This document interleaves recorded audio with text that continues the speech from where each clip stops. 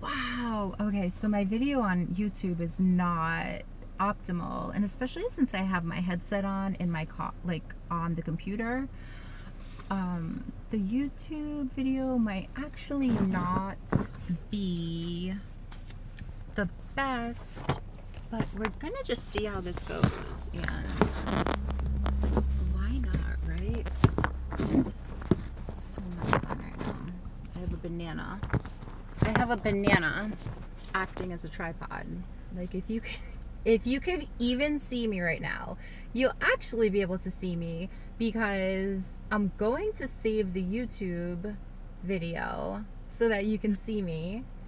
And I have a banana propped up as my tripod on my YouTube live. This is insane. I freaking love it. I love it so much. So, all right. So I'm gonna get started, and I can't actually see the comments. I have to click on it. But anyway, we're gonna go ahead and get started and see what we can do here. So, welcome. Today is day 5, and let me specify, it's day 5 of the 5 ways in 5 days to optimize your brain to prevent burnout, also known as the massive mental health shift, #HolyShift. And today we're talking all about stress. Today's format will be the same as days 1 through 4, where we will jump right into the content. And if you have any questions, type them into the chat box, and I will answer all of the questions at the end of the training. And if you're joining me live, just hit me with some hearts and let me know where you're watching from. And if you're watching the replay, let me know below with the #replay.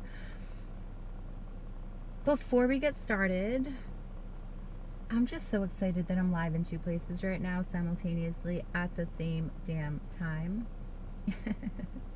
The minions. Banana. I'm just feeling so happy today that my mind is just racing. It's all over the place. I'm having a good day. That's all I have to say. I'm having a really good day. YouTube live coming at you. So excited right now. So before we get started, I just want to let everybody know that the information presented in this free training is not intended as medical advice, diagnosis, or treatment. And just a reminder for everyone who's participating in the 5 days of the training, watching the training videos, and posting in the challenge, you'll be entered to win a one-on-one coaching session with me, where we will have an opportunity to discuss your current health and wellness goals and utilize the revolutionary transformational nutrition symptoms decoder and symptoms matrix that helps identify any possible connections between symptoms that may have otherwise gone unnoticed, and to identify potential root causes and imbalances. Stress. All right. Stress. I have to watch the live video from a different browser because I'm not seeing the actual comments coming through. I'm seeing them, but they're like grayed out. It's a little bit interesting. So let me see if I can pop over to a different browser really quick, and otherwise, I'm just going to ignore it until the very end, but I love watching the comments come through live, so I'd rather watch it live. I rather would. But hi to everyone on YouTube. Hi to everyone on Facebook. And let's go ahead and get started. If you want to get the full bio of who I am, please go back to day 1 or day 4, because I really want to just get into it right now and talk about stress and talk about the response, the biological and physical response that occurs when our body becomes stressed out. So stress is a normal part of life. Unfortunately, everybody feels stressed, from babies, toddlers, children, all the way up until adulthood. We all feel the effects of stress on our bodies. And you can feel stress in the body when you've done too much. if you haven't slept well, or if you're worrying constantly about money, relationships, if a friend or a family member is struggling with illness or difficult circumstances, stress can be felt. Okay, in response to these strains, the body releases chemicals that causes increases in blood pressure, heart rate, breathing, availability of cell energy, and blood flow to the muscles. At the same time, it also releases chemicals to slow down less urgent bodily functions that deal with stress. Digestion, growth, sex, aspects of the immune system. When we're feeling stressed, a few things happen, okay? It increases our sympathetic nervous system and it decreases our parasympathetic nervous system. So, no, let me rephrase that. Let me back up a little bit. I'm getting a little bit ahead of myself because I'm trying to rush. And I don't want to rush through this, but I don't want to take an hour like I did yesterday because that was just way too long. So, let me back up a little bit. Our stress response increases the parasympathetic, no, I'm sorry. The stress response increases the sympathetic nervous system. So what does that mean? It increases fight or flight, basically. Heart rate, blood pressure, glucose in the bloodstream, muscle tension, cortisol, noradrenaline, and the rate of aging. So stress can actually increase the rate in which you age. Okay, and in contrast to that, the parasympathetic nervous system is the relaxation response, and that reduces stress. It reduces your heart rate, your blood pressure, glucose in the bloodstream, muscle tension, cortisol, noradrenaline, and the rate of aging. So these two things are directly related, okay? When you're stressed, fight or flight increases. When we become relaxed, fight or flight decreases, okay? But not necessarily at the same time, okay? Sometimes stress can become chronic stress, and I will actually speak about that in a few minutes. And when that occurs, basically it's harder to reverse the symptoms of stress. So when stress doesn't let up, it can affect many things inside of the body. On the slide here, I included a graphic that shows how stress affects the entire body: the brain, the heart, the skin, the gut, hormones, joints, muscles, the immune system. So daily stress comes and goes relatively quickly. Okay, normal stressors will heighten the sympathetic nervous system, and then the body will go back to normal. It can go back to functioning in a normal, healthy way. And that's a totally normal reaction in the body. But when you're constantly reacting to stressful situations, which is known as chronic stress, cells in your immune system can cause inflammation that doesn't go away right away. And yesterday we actually talked a little bit about inflammation, and just to sum it up, inflammation is the body's natural defense to a foreign invader, such as bacteria, a virus, or a toxin. But if the body can't eliminate that invader efficiently, it becomes chronically inflamed, or basically stuck or gunked up. Think of it as if you were to spill thick syrup on your computer keyboard.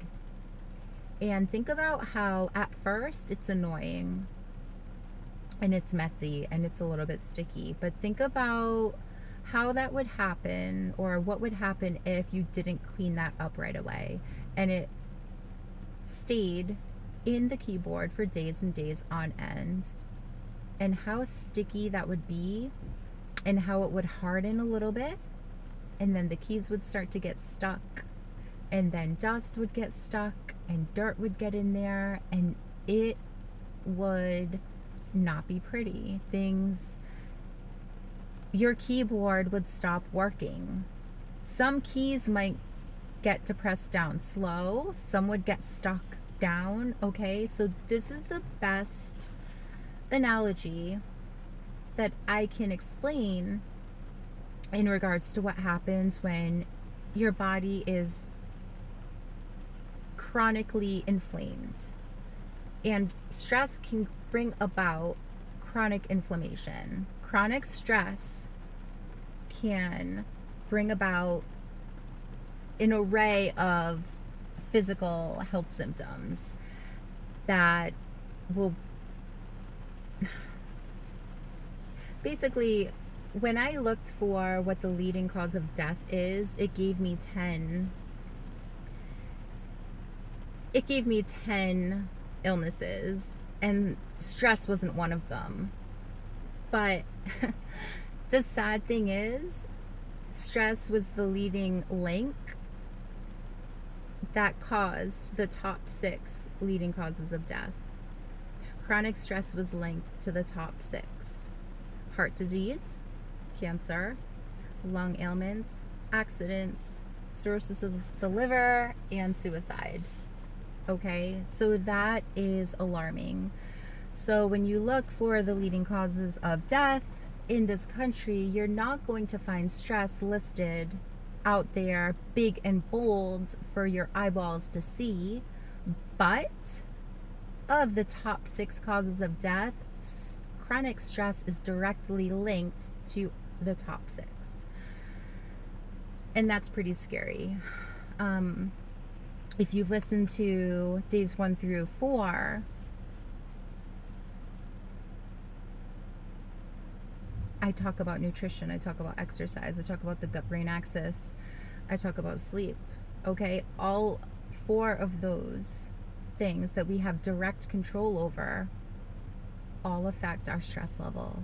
And if our stress level has an effect on other parts of our body that are bringing on the onset of symptoms, that will eventually cause dis-ease and eventually death in our cells and death in the body. Well, then damn, I personally would want to control my stress a little bit better, knowing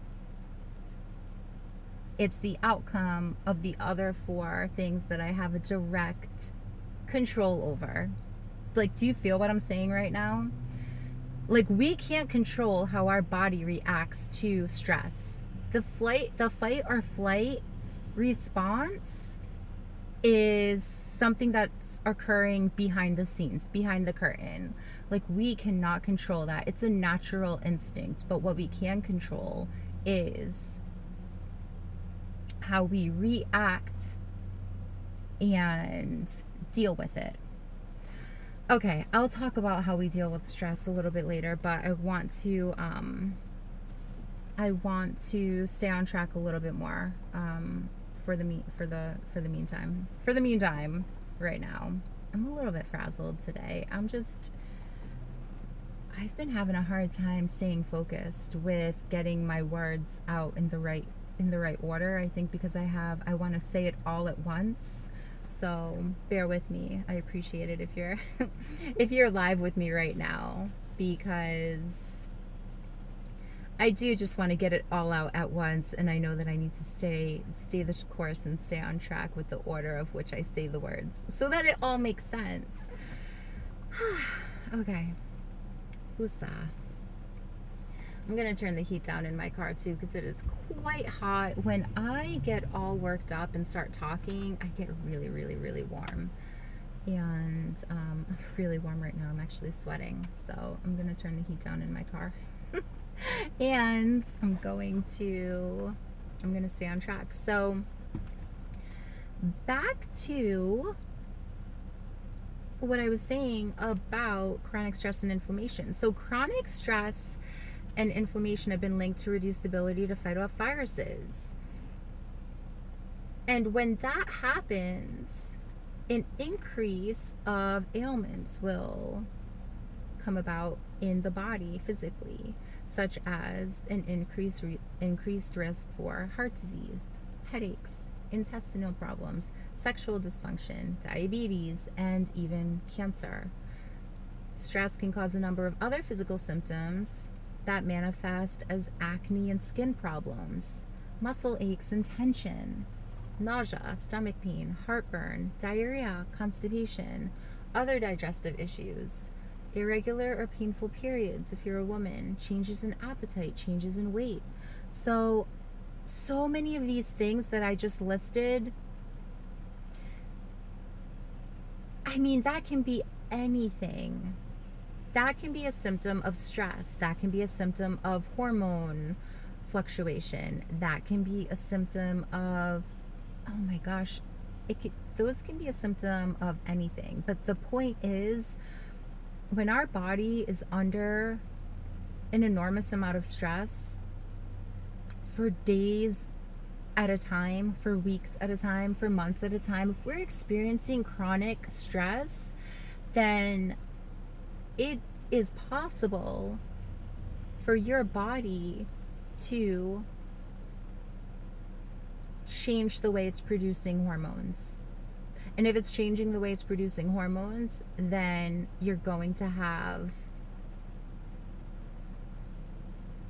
you may have things such as adrenal failure, acne, skin problems, anything hormonal related that you equate to hormones. You equate it to your hormones. You don't automatically think, oh, I'm stressed out, so I'm having hormone problems, so I'm gonna have this list of issues now. No, like, it's just amazing how much stress really is related to all of it. And if we could just get that one thing under control, our bodies would thank us so much. I mean, like I said, we can't control how our body is reacting to the chemical components. Okay, you're stressed out. Like, you can't control how much adrenaline is getting released. You can't control how many endorphins are getting released, or your dopamine. But you can control all of the other things that I mentioned in days 1 through 4 that do have a direct impact on how we're dealing with stress. Okay, so we can't control how our body reacts to stress, but we can control how we deal with stress.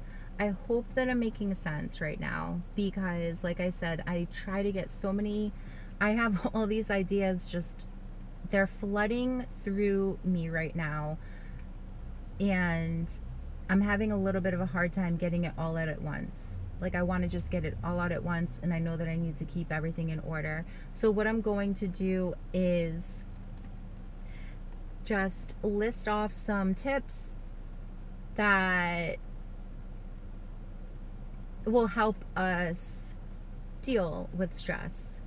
Okay, because there's a lot of ways that we can deal with stress, and we don't know that we're stressed out until it's too late, until we're feeling anxiety, or we're feeling that increased heart rate, or the nausea and the stomach aches. Like, we don't really realize that we're stressed out until it's too late, until we're feeling those physical symptoms, until our body has already, until our brains have already gotten a rush of chemicals, and then they're flooding through our bloodstream. So we really don't realize that we're stressed out until it's too late. And then our body is giving us the signals of fight or flight, which goes back from, I mean, that's just our natural instinct kicking in. So once we realize that we're stressed out, now what? Now we have to figure out how to deal with it so that we can get our body recalibrated, so that it's working properly, so that we can remain healthy. So let's just talk about now how we can deal with stress. And the first thing that I want to mention is to be self-aware.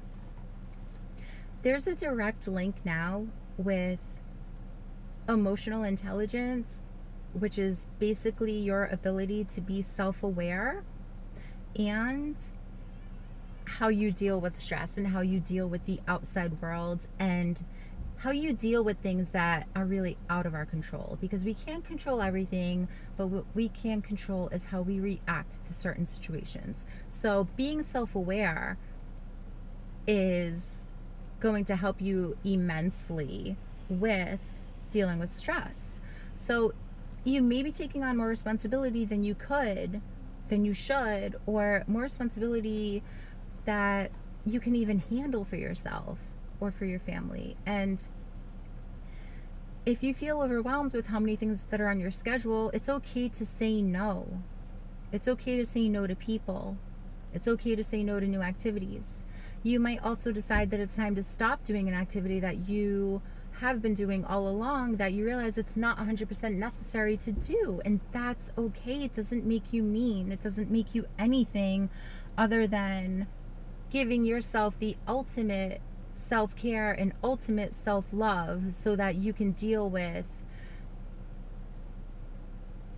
yourself, your stress levels, so that you can be a better person for yourself and everybody around you. If anybody criticizes you for your decisions, you can give them a reason as to why you decided to make this change, why you're saying no, or you can not give them a reason, because no is a full sentence. Okay? You don't have to give everybody a reason why you're saying no and why you're changing your mind or why you decided not to do something. If you know that it's stressing you out and you want to take responsibility on that, go for it. You don't have to give anybody an excuse or a reason why you've changed your mind. The second thing is to accept that you're human. Okay? Shed this belief that you're a superhuman or a superwoman. I know that women and moms, we have the urge to want to do everything, and nobody wants to ask help. Nobody wants to ask for help from other people because you don't want to look like you're weak. Okay? But it's okay to ask for help from other people. It is okay. You do not need to do it all. You don't need to do it all in a day. Don't set up deadlines that are not realistic. If it's going to put your health and your stress on the line, then don't do it. Just let it go. You don't have to prove yourself to anyone. Like, it's okay. It's okay. And you can ask for help. It doesn't make you weak. Okay? It makes you human. So, I mean, we all deal with that. Like, men as the traditional caretakers, what's the word for the men in the family? I'm losing my train of thought. But that role of men having to provide for their family, I mean, that goes back from, that is just ingrained, I feel like, in our DNA, for men to have to provide for the family. And when they can't provide, like, maybe, like, let's say they got laid off or they lost a job, and they might not admit it, but they're feeling that stress too. Or maybe the woman is taking on the role of the breadwinner and the caregiver, so she's working full-time and then some, taking care of the family and then some. It can be stressful. Okay, cool. Just popping into the YouTube to make sure everything's okay over there. Try Chrome. I'm not sure if this is, you can't see the comments. Okay. I'm not sure why, but I'm just going to keep on going here. You can try meditating. Meditation is an amazing way to be still and reflect, quiet the mind. It can bring a ton of relief from chronic stress.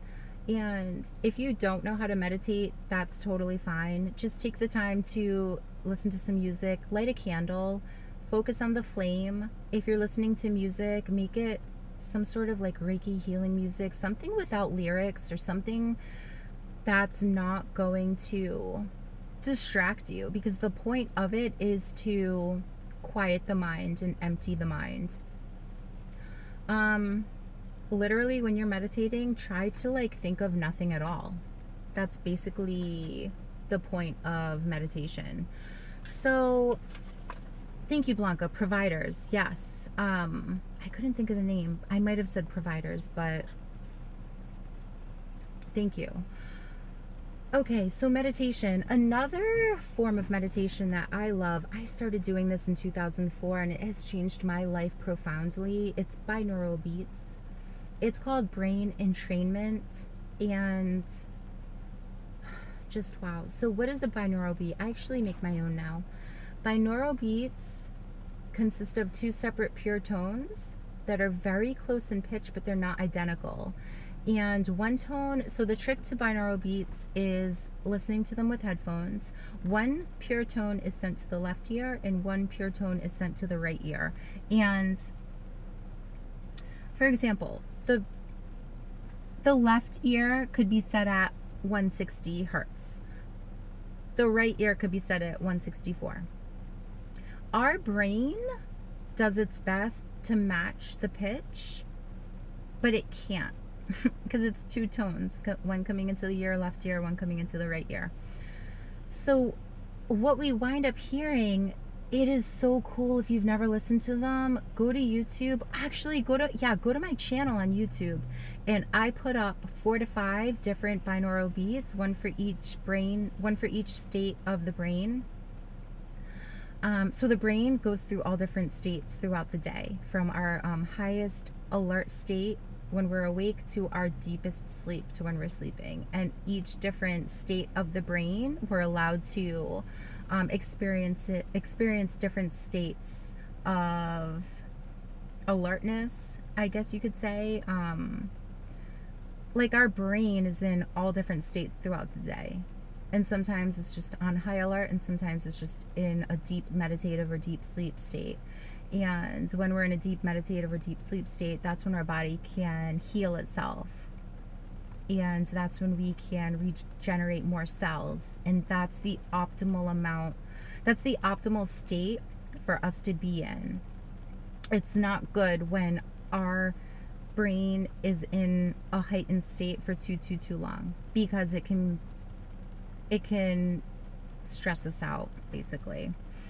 So okay, back to the binaural beat explanation. So our brain cannot match these two pitches, but it does its best. So what we wind up hearing is a sound oscillation that sounds like a pulsating tone.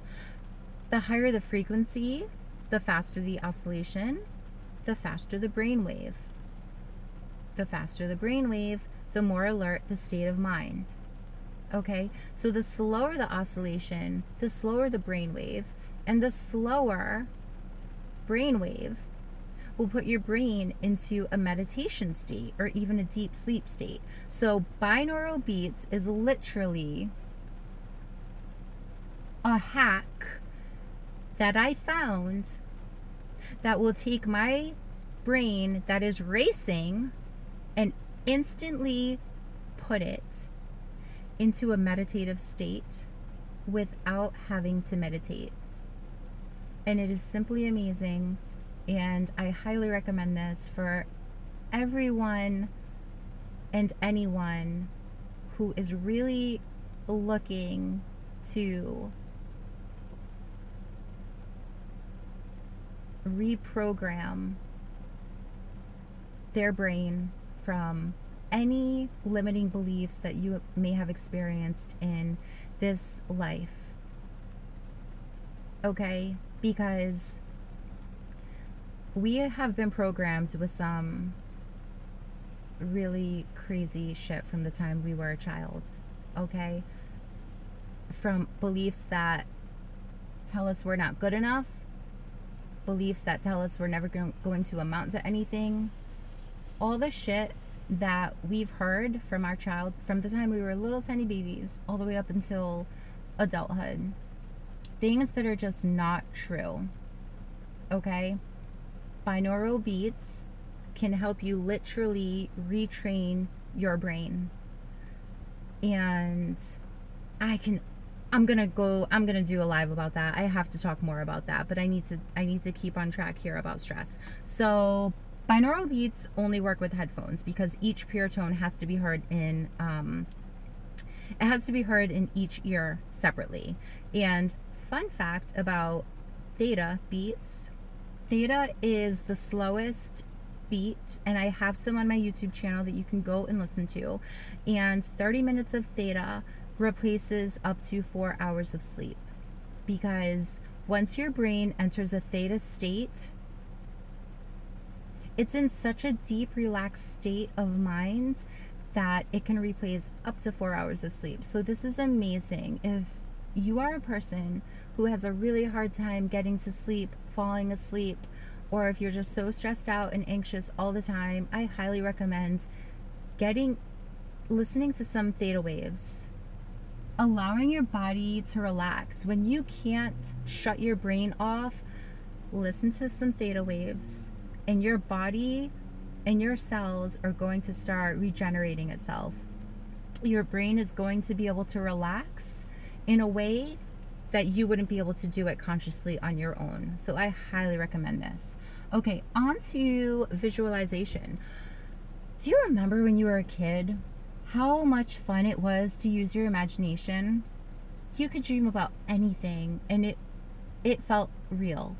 You could just dream about whatever you wanted, and you could dream about what you were going to be when you grow up. You could dream about what you and your friends wanted to do that afternoon. If you could tap into the ability to use your imagination again, this is going to have profound effects on your stress level. That's all visualization is. It's using that pure childhood imagination to picture a better situation. That's all it's doing. And what do you do when you're thinking bad thoughts? How do you get out of it? How do you get out of it when you're constantly stressed out and all you can think about is the negative and the stress and what are we going to do about money? What are we going to do about my husband, my wife, my boyfriend, my girlfriend, my job, my kids, my house, food, you name it, my health? Like, there are 1.5 million reasons to feel stressed, but there are just as many reasons to get out of that feeling. What are you going to do when you're feeling stressed out? Think of a better thought. It sounds so silly, but I'm telling you, it shifts your brain into a new place. Okay? People use this technique. Athletes use this technique. Public speakers use this technique. Musicians use this technique. Like, so many people use this technique successfully, and this is what separates somebody who feels like they have no control over their life to somebody who is just massively successful, because they've learned how to tap into the power of this technique to overcome it. It works. Another thing you can do, just moving on, take one thing at a time. People who are under stress or tension, you know, it's because their day-to-day workload can just seem unbearable. You might feel like you have the ability to multitask, but sometimes putting more on your plate just leads to more stress. Focus on one thing at a time. Take those tasks and focus on doing them one at a time. Make a list of things that you need to get done. Start with one task. Once you accomplish that task, move on to the next one. The feeling of checking items off your list is very satisfying, and it can motivate you to keep going. Do not try to do everything all at once, because when your focus is spread out, nothing is going to get done, nothing's going to get accomplished, and you're just going to wind up feeling more stressed out and overwhelmed at the fact that you were trying to accomplish everything at once. So exercise, I talked about this on day 2. Regular exercise is a very popular way to relieve stress. It gives us an outlet for the body to expend all of that energy. When your body is preparing for the fight or flight response to stress or danger, it needs to do something with that energy. So exercise, 20 to 30 minutes is going to benefit your body and your mind. And if you listen to any of these lives this week, I mentioned that even just an hour of exercise per week is more beneficial than nothing. So something to take home, something to think about. Get a hobby. Take a break from worrying about all of the stress that is on your plate and get a hobby. Maybe it's gardening, painting, puzzles. Think of something that you love that you can totally just zone out on and do it. Like, take the time to do it. You deserve it. I promise you, you're going to thank yourself if you can take the time to focus on something else other than all of the thoughts that are just bombarding you with worry and pain. Okay, you can try talking to somebody about it. Maybe find a support group online, maybe on Facebook, maybe finding a family friend. It's really hard, I think, to talk to family or friends about stressful situations because they're looking at us through their filter and they're judging us. Whether they want to judge us or not, they're judging us. So oftentimes it can be hard to talk about things that are really personal with people that we're close with because we don't want to feel judged. We want to appear as though we have our shit together. We don't want to feel that from them. So a lot of times we'll hold it in. But emotions, when you hold them in for too long, they're going to come out in one way or the other. And just like anything that gets held under pressure for too long, it'll explode. Just like when you shake up a bottle of soda. Contents under pressure, it's gonna explode. We're no different. All right, so I just talked about getting support. Be flexible. Allow yourself to be flexible. Okay, if you're finding yourself constantly arguing with people, whether it's in your personal life or your professional life, arguing is only going to intensify the stressful feelings and the situation. Allow yourself to be flexible. Allow yourself to walk away. Allow yourself to not engage. And if you allow yourself to do this, you might actually find a better solution to dealing with the problem. Instead of focusing on the problem, you might actually be able to focus on a solution. So a lot of times the problem isn't the problem. It's our reaction to the problem that's the problem. So, and a lot of times when we're going, when we're under a stressful situation, this goes back to venting and talking to a family member or a friend. Go easy on the criticism, okay? You might expect too much from yourself. You might expect too much from others. Just like being flexible, try not to hold on to frustration or disappointment when somebody else doesn't measure up to your expectations, or even when you don't measure up to your own expectations. Okay, this person could be a child, a parent, a coworker, a spouse. Maybe your kid isn't listening to you. Maybe you said go clean your room and they're not cleaning their room. They're still playing video games, or they're still just on their phone scrolling. Okay. Avoid criticism. Just go easy on the criticism with anything that's going to sound demoralizing, or any criticism about character, like you're so stubborn or you're not very bright. Think about helpful suggestions, because when we're attacking somebody else, not only are we putting our own stress on that other person, but deep down, it doesn't feel good to do that. And it actually will make yourself more stressed out as well, because it doesn't feel good to attack somebody else and berate them on their character. Negative self-talk, outward talk, talking towards others, talking towards yourself, even if you're not saying it out loud, that negative self-talk that you do, the internal dialogue, it's not going to fix the problem, and it's only going to make you feel worse. So stop. Stop. Go easy on yourself. It's okay. Like, there's no need to be so critical. Lisa, man, I am fired up today. I was going to, I knew it was going to be a busy day, but today is stress-free because I was just popping. Oh, that's your day. You are so right. I love, it's the small things that make a big difference. It sure is. Stupid.